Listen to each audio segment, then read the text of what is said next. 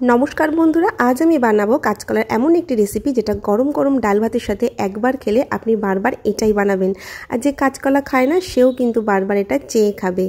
ताई रेसिपिटी स्किप ना करे पुरो देखुन। नमस्कार आमी रूपाली बंग किचेन उइथ रूपालीते आपनादेर सबाइके स्वागत जानाई। किभाबे घरे थाका उपकरण दिए आपनी खूब सहजे दोकान बा रेस्टुरेंटेर खाबार घरे तैरी करते पारबेन ता देखार जोन्नो प्लिज आमार एई छोट्ट चैनेलटिके सबस्क्राइब करुन। सबार प्रथमे आमी एखाने निये निয়েছি একটা মিডিয়াম সাইজের কাঁচকলা, ওপর দিকটা নিচের দিকটা একটু করে বাদ দিয়ে দিলাম। এবার এটাকে 5টা টুকরো করব। এটা মিডিয়াম সাইজের কলা সেইজন্যই 5টা টুকরো করছি। আর যদি ছোট হয় তাহলে কিন্তু আপনি 3টে থেকে 4টে করবেন, খুব বেশি ছোট ছোট করবেন না, তাহলে রেসিপিটা ভালো হবে না। এবার এটাকে ভালো করে জলের মধ্যে ধুয়ে নেব। এবার একটা কড়াইয়ের মধ্যে আমি কিছুটা পরিমাণ তেল মাখিয়ে নিয়েছি আর জল নিয়ে নিয়েছি। এবার দিয়ে দিলাম সামান্য একটু হলুদ আর সাথে দিয়ে দেবো পরিমাণ মতো নুন। তেলটা অবশ্যই কড়ার গায়ে মাখিয়ে নেবেন, নয়তো কালো কষ বেরোয় কলা দিয়ে, সেটা একদম কড়াইয়ের গায়ে লেগে যায়, উঠতে চায় না, সেই জন্য তেলটা অবশ্যই মাখিয়ে নেবেন।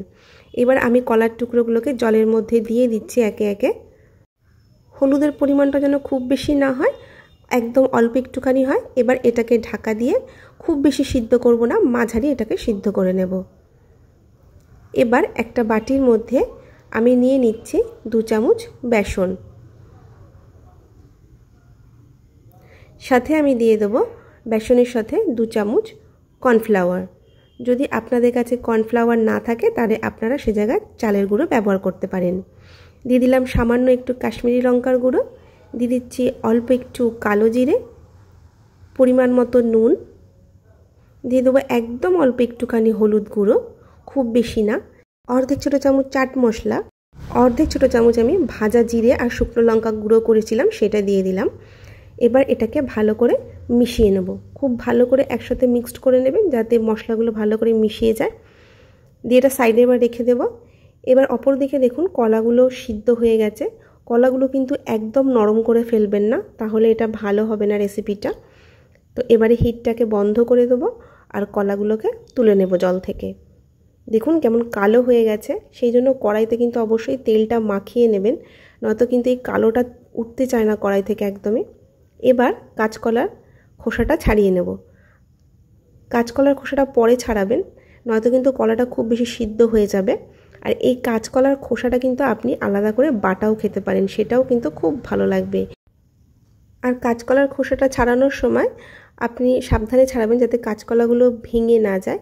আর একটু হালকা ঠান্ডা হলে তবেই এটাকে ছাড়াবেন, গরম অবস্থায় ছাড়াবেন না কাঁচকলাটা। তো একে একে আমি সমস্ত কাঁচকলার খোসাগুলোকে ছাড়িয়ে নেব। তো দেখুন আমি সমস্ত কাঁচকলার খোসাগুলোকে ছাড়িয়ে নেব, আর আমি কিন্তু খোসাটা বাটা করেছিলাম।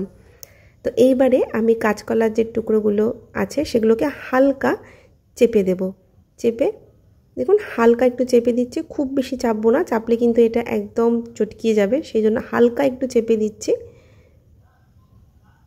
তো এইরকমভাবে কলাগুলোকে করে নেবেন, হালকা হালকা চেপে এরকমভাবে করে নেবেন বড়ার সাইজের মতো।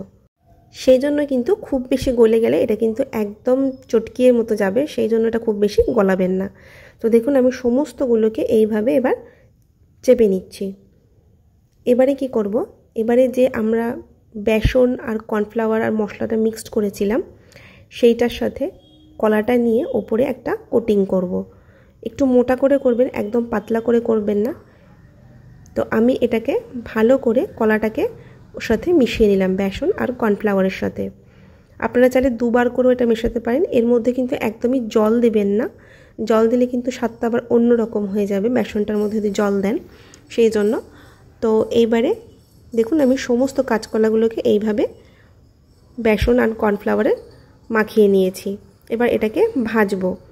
ভাজার জন্য আমি একটা কড়াইয়ের মধ্যে দিয়ে দিয়েছি সাদা তেল। তেলটাকে হালকা গরম করে নিয়েছি। প্রথমেই খুব বেশি তেলটাকে গরম করবেন না, তাহলে কলাগুলোকে ছাড়ার সাথে সাথে কিন্তু পুড়ে যাবে, সেই জন্য প্রথমে হালকা গরম করে নেবেন। আর কড়াইয়ে খুব বেশি প্রথমে তেল দেবেন না, আর একসাথে ঘেঁষে ঘেঁষে ওটাকে ছাড়বেন না। তো ফাঁকা ফাঁকা করে দেখুন আমি 5টা দিয়ে এবার এটাকে হতে দেব।